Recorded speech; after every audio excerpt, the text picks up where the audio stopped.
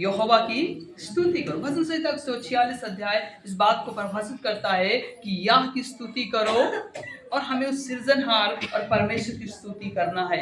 Hallelujah, hallelujah. और दो पद कहता है, मैं जीवन भर यहोवा की स्तुति करता रहूंगा और जब तक मैं बना रहूंगा तब तक उस सृजनहार परमेश्वर को धन्यवाद कहता रहूंगा।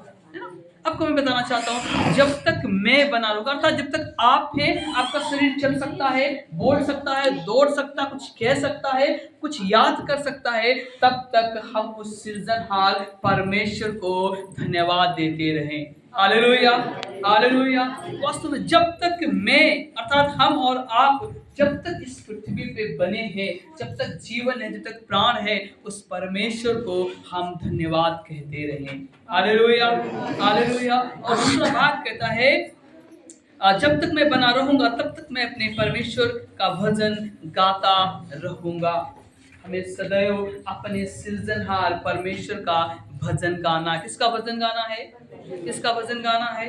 यस, परमेश्वर का। लेकिन जब तक मैं बना रहूंगा तब तक मैं अपने सृजनहार परमेश्वर को जीवन भर धन्यवाद देता रहूंगा, अर्थात उसकी स्तुति करता रहूं। जरूरी है कि हमारे और आपके जीवन में परमेश्वर का भय हो, परमेश्वर का गीत हो, परमेश्वर का संगीत हो, ताकि हम उसकी इबादत कर पाएं और उसके नाम को धन्य कहने पाएं।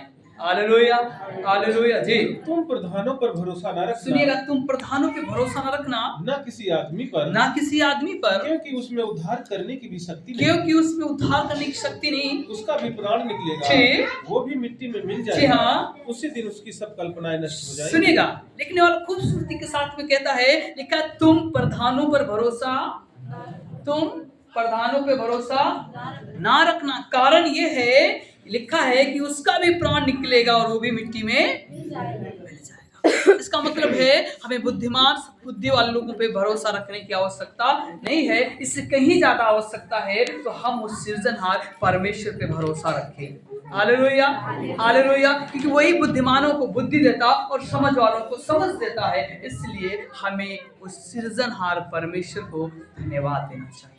हालेलुया।